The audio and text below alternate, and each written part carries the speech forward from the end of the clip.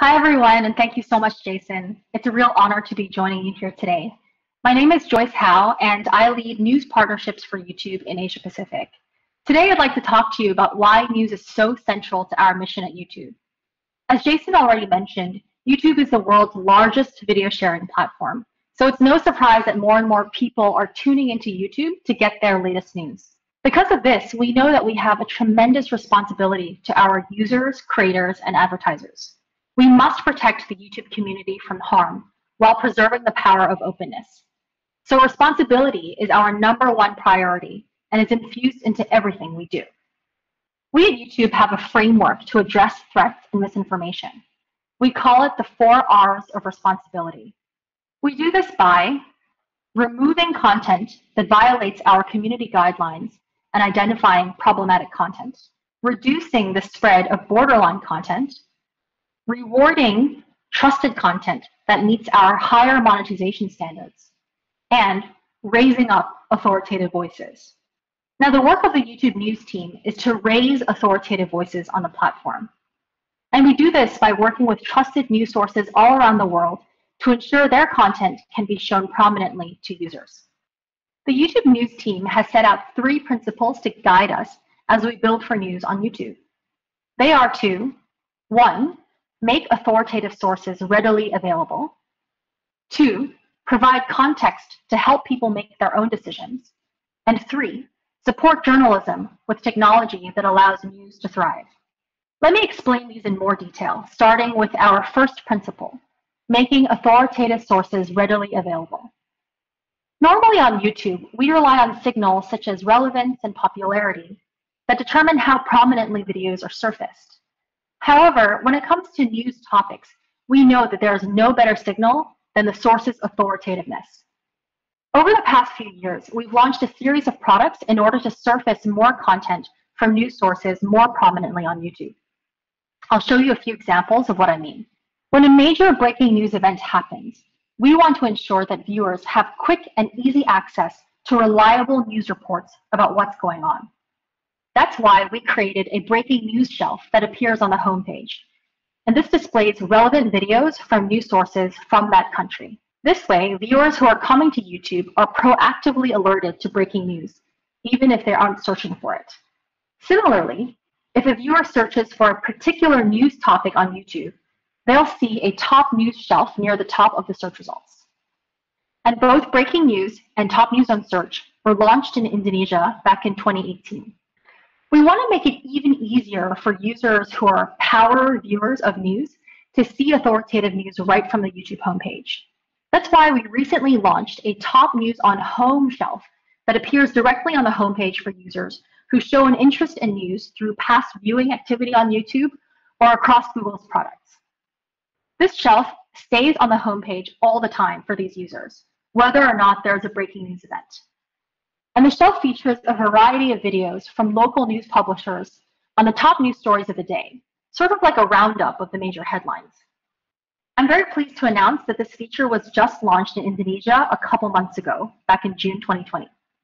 We've also launched new products, especially for the worldwide COVID-19 pandemic, which is undoubtedly the biggest global news story of this year.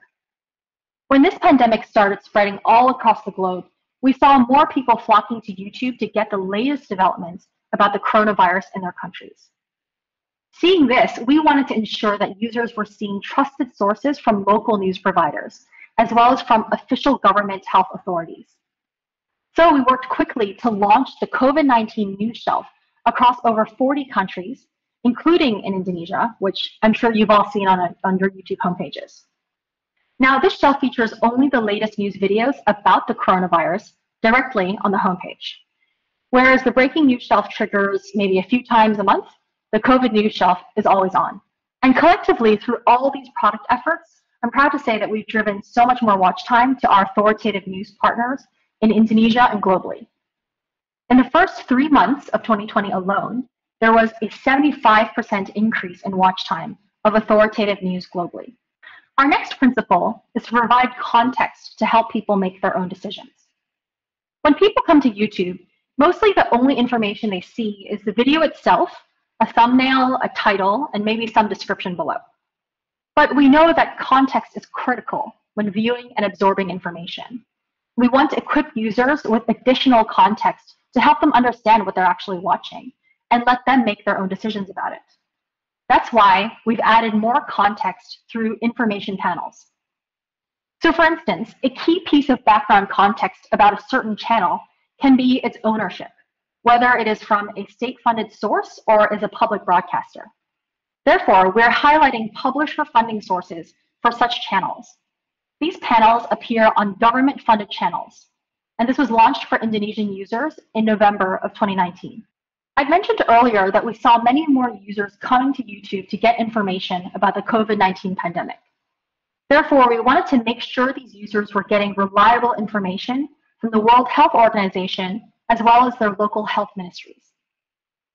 We did so by launching these health panels about COVID-19 that linked to the websites of those official sources. And these information alerts appear on YouTube's most visible surfaces, right on the YouTube homepage, in searches for coronavirus-related queries, as well as on the watch page for videos related to coronavirus. And our goal with these alerts was to get accurate official health information to as many people as possible, thus combating misinformation about the coronavirus. I've talked a lot about products, but at the end of the day, all of these products rely on one key element: quality journalism. However, we know that quality journalism can only exist with a sustainable business model. We believe at YouTube that we can and we must help support quality journalism and the news industry. Our efforts in connecting viewers with authoritative news sources depends on it. So that brings me to our third and final principle on news: supporting journalism with technology that allows news to thrive. One example of such technology that we offer is the YouTube Player for Publishers. It's a video solution that we built together with our news partners after they told us about the need for a simpler, less expensive platform to host, distribute, and monetize video content. The Player for Publishers program enables news organizations to use YouTube's platform to serve video and advertisements across their own websites and mobile apps. Partners in Indonesia, such as Kompas, Tribune, and Net, are using it today to host video content on their own websites free of charge. Beyond advertising, we are also finding ways to enable news partners to earn money directly from their viewers and fans.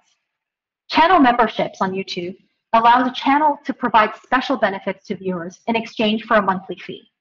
This is very similar to how news organizations offer paid digital subscriptions for their loyal readers.